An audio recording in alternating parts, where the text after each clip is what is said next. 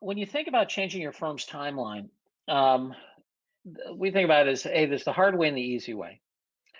And the hard way is really about, you know, doing the uniform accounting measures and so forth to do adjusted numbers for resource allocation and performance evaluation. And in this, this varies actually by industry. And if you want to take the empirical work of a guy by the name of Baruch Lev, guy wrote things like this, The End of Accounting. And what he did is looked at the empirical uh, the empirical fade rate that so you get the proper amortization schedule. So you say, okay, I spend money in intangibles or I spend money in R&D. How long does that keep me away from the equity fade rate? And that becomes basically how long your innovation lasts in terms of economic return. And again, Rob, feel free to interrupt or correct me on this thing. So, You're and that exactly right. varies by industry, right? And then that work was taken and augmented some at Credit Suisse and augmented some at Balance. And so as you think about different industries, and I'll let Rob get into this, the hard way here actually should be adjusted for what kind of industry you're in. Now, the industries I've lived in, services industries, consulting industries, it's 5 years. So if you're working at Accenture or you're working at PwC or you're working at, you know, Boston Consulting Group or Digital Intent, and you're making a capital investment, it's 5 years is the right time to amortize research and development. And when you think about it, that makes sense. And we'll get into some other things to think about as we get into the easy way as well. Now for pharma, I think Rob, what was the year? What was the timing? Yeah, for pharma, it's 11 years. And if you even think about it, it makes sense, right? I mean, it's because it's not just about the life of from when you identify a molecule to when you get to an approved therapy, right? But it's also Hmm. about the idea of when you think about in pharma, it's the additive nature of R&D investment, right? Which is part of the reason why it really is investment when you stop and you think about it. Even if you have a failed molecule, we always think about pharma asset, right? Pharma asset, which is acquired by Gilead. If you have a failed molecule, but then that molecule is additive in terms of you understanding how you can basically innovate on top of that, what you don't need to do. That can be so powerful, and that's why you see that 11-year life and the persistency of the impacts of R&D on revenue in the future. Hmm. Yeah, absolutely. And if you go back to where these numbers came from, right? Though that is the recapitalization of the R&D, then amortized down. And if you look at IBM at the micro level, what you would see is in these years, like let's say between 2015 and 2016, you would see that they had disinvested. That is, their fade rate would be 4 years because they're a technology company, right? So if their stock was $20 billion, that they had not reinvested $4 billion, $5 billion to stay even on their stock of capital R&D. Okay, so that's what you see happening here. Whereas you can see the net increase by Microsoft, Facebook, Google, and others.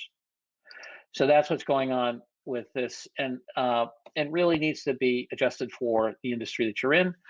Across industries, using 5 years is not bad, except when you get into the highly researched ones like R&D.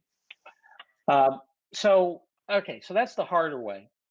The easier way is to first ask, can it be changed or not? Now, I've talked to some friends at private equity and so forth, and they say, look, it's 3 years, doesn't matter. If you can't do it in 3 years, you have two choices: do it in 3 years or work someplace else, right? There's no discussion about the time frame of the payoff for this particular company. So we're not asking you to go on a fool's errand here. But if you think that there's opportunity to do it, and again, if you're the funder, you'd be thinking about this is the kind of control system, and you can use whatever language you want. In McKinsey's framework, they talk about the third horizon: first horizon, second horizon, third horizon. And in my reading of that, they basically say, hey, for the third horizon, you can't measure it. Well, I don't agree with that. Uh, what you need to do is you need to time it. You have to say, okay, what's the natural innovation or customer adoption timeline? For example, in consulting services, the natural customer adoption timeline is on the order of about 18 months. You come up with an idea, you get into a budget, you sell the project, you implement it, right? that takes about 5 years. If you think about automobiles, new car platforms take about 3 years to create, about 5 years to spread around the world. The best in class have brought that down to probably 4 or even 3 years. But there's a natural time. Now, sometimes those can be accelerated, as we're seeing now with the coronavirus vaccine. Fantastic acceleration of the science. But the biggest squish there really is on regulatory approval.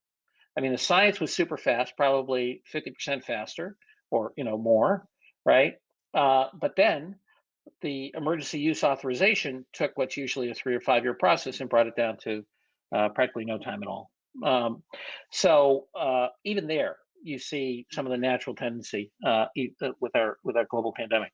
So really to ask that because we may want may want new tomatoes every 2 days or every week or whatever, but it doesn't work that way. So first look at that, then make that case for the longer timeline. And I think this is really important. Then tell your funders, look, here's the non-financial and quantitative measures. And this also comes from our experience with ventures and so forth. And people talk about stage gates, minimal viable product, all that other stuff. But you say, look, I'm not asking to be not accountable. I'm just asking to be accountable for the things that can yield in a reasonable amount of time. So I think that's very different than saying, "Hey, I don't know." Now, I'm not dismissing serendipity, right? We know the story of Post-it notes, right? They're going for a very, strong glue, and they found that the stuff didn't work. It only kind of half glued something, and it took the genius at 3M to say, "Hey, look, how about if we use this as a temporary stick?" And Post-it notes were born. So, there's still serendipity, but tell your funders, look, if for example, in services, I need 4 or 5 years. If we're going to commit to some database service and so forth, we need 4 or 5 years to know if this thing's going to be viable. So, Hmm.